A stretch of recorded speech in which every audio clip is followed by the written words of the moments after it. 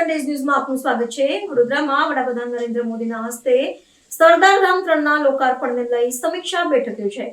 વડાપ્રધાન નરેન્દ્ર મોદી આગામી 11મી મેના રોજ વડોદરા ખાતે ₹150 કરોડના ખર્ચે નિર્મિત અત્યાધુનિક સરદાર ધામ 3 સંકુલનું ભવ્ય લોકાર્પણ કરશે। પશ્ચિમ બંગાળમાં ઐતિહાસિક જીત હાંસલ કર્યા બાદ વડાપ્રધાનનો પ્રથમ ગુજરાત પ્રવાસ હોવાથી વહીવટીતંત્ર દ્વારા તડામાર તૈયારીઓ શરૂ કરી દેવામાં આવી છે। પાટીદાર સમાજ દ્વારા નિર્મિત આધુનિક ભવન માત્ર એક હોસ્ટેલ પૂરતું સીમિત ન રહેતા યુવા પેઢીના સર્વાંગી વિકાસ અને કારકિર્દી ઘડતરનું નવું કેન્દ્ર બની રહેશે। આશરે 4.75 લાખ સ્ક્વેર ફૂટના વિશાળ વિસ્તારમાં પથરાયેલા પ્રોજેક્ટમાં 2000 જેટલા વિદ્યાર્થીઓ અને વિદ્યાર્થીનીઓ માટે વર્લ્ડ ક્લાસ સુવિધા ઊભી કરવામાં આવી છે। આ સંકુલમાં યુવાનોને સ્પર્ધાત્મક પરીક્ષાઓની સઘન તૈયારીઓ માટે વિશેષ કોચિંગ આપવામાં આવશે। વિશેષ રૂપે આર્થિક રીતે નબળા વર્ગની જરૂરિયાતમંદ દીકરીઓ માટે માત્ર ₹1ની ટોકન ફી રાખીને સમાજ નિર્માણથી રાષ્ટ્ર નિર્માણના સંકલ્પને વાસ્તવિક સ્વરૂપ આપવામાં આવ્યું છે। સાથે જ વિદ્યાર્થીઓની સલામતી માટે સંકુલને હાઈટેક સુરક્ષા પ્રણાલીથી સજ્જ કરવામાં આવ્યું છે।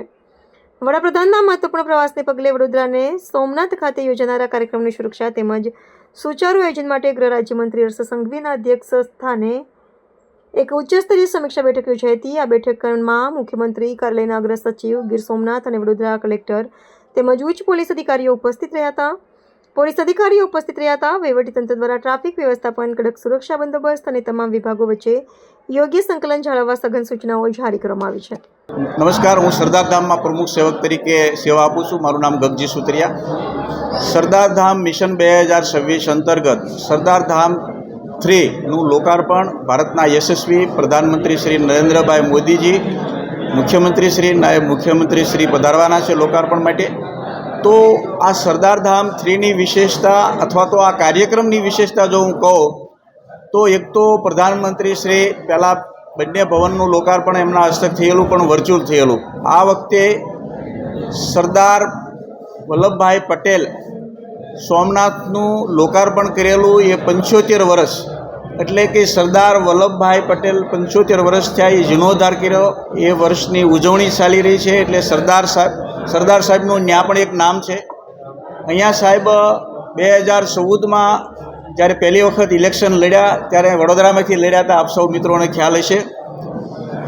આ વિશેષતા એટલે સાહેબ રૂબરૂ પધારે છે। ત્રીજી વિશેષતા, સરદાર વલ્લભભાઈ પટેલની પ્રતિમાનું અનાવરણ મોદી સાહેબ કરવાના છે અને સરદાર ધામમાં સરદાર ધામ 3નું લોકાર્પણ કરવાના છે। સરદાર ધામના મંચ ઉપરથી 50,000 બંધુ ભગીનીઓની ઉપસ્થિતિમાં સમસ્ત પાટીદાર સમાજની મુખ્ય સંસ્થાઓ 9 છે, એ સંસ્થાઓ સાહેબનું અભિવાદન કરશે અને 150મી સરદાર વલ્લભભાઈ પટેલની જન્મ જયંતિ અને ટ્રિપલ તલાક, 370 કાશ્મીરમાં કલમ રદ કરવી, make in India, new defence policy, new education policy, ખાસ કરીને સરદાર વલ્લભભાઈ પટેલની વિશ્વમાં મોટામાં મોટી મૂર્તિ કેવડિયા ખાતે પ્રસ્થાપિત કરવી અને સ્વચ્છ ભારત, ઓપરેશન સિંદૂર દ્વારા એક આંખમાં આંખ મિલાવીને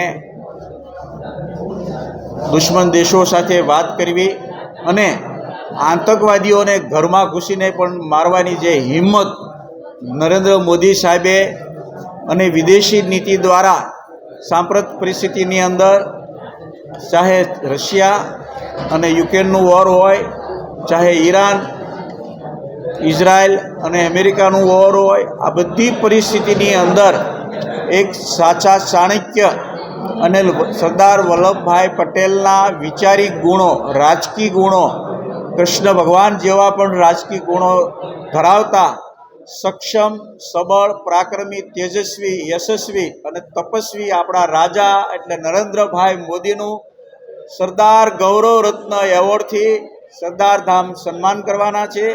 આ એવોર્ડનું મહત્ત્વ એટલા માટે છે કે સરદાર ધામે પ્રથમ સરદાર ગૌરવ રત્ન એવોર્ડ જાહેર કર્યો છે અને પહેલો એવોર્ડ નરેન્દ્રભાઈ મોદી સ્વીકારી રહ્યા છે। એ પણ સરદાર ધામ માટે ગૌરવ અને આનંદની ક્ષણ છે।